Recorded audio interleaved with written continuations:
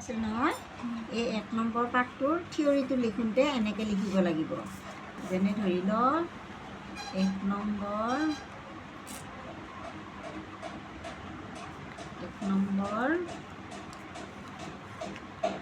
দীৰ্ঘ 7 ইঞ্চি।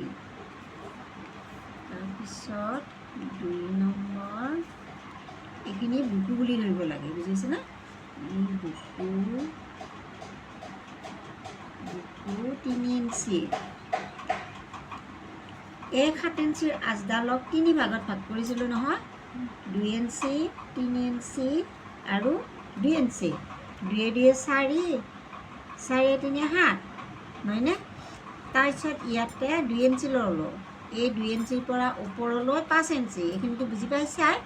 গতিকে এই 2 ইঞ্চিৰ পৰা 3 নম্বৰ 2 ইঞ্চিৰ পৰা ওপৰলৈ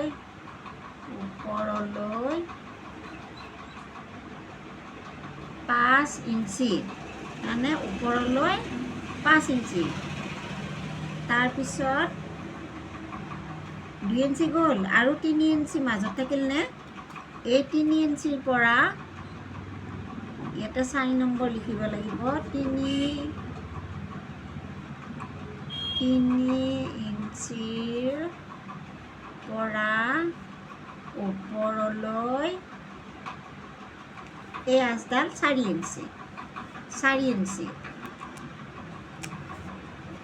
এইটো বুজি লোৱা থিয়ৰি, তাৰমানে বুজি ল'ব লাগিব। তাৰপিছত 4 ইঞ্চি দিলোঁ।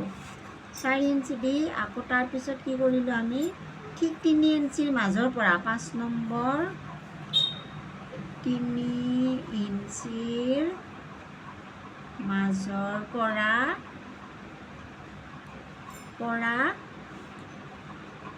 বুকুৰ অংশৰ ফালে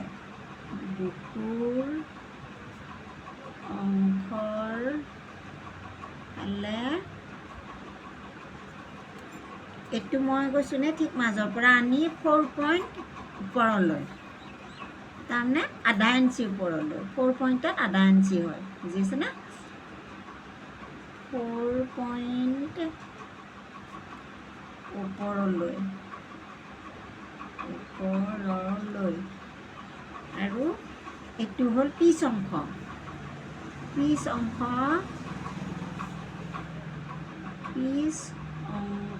হ'ব। এইটো অংশ ওপৰলৈ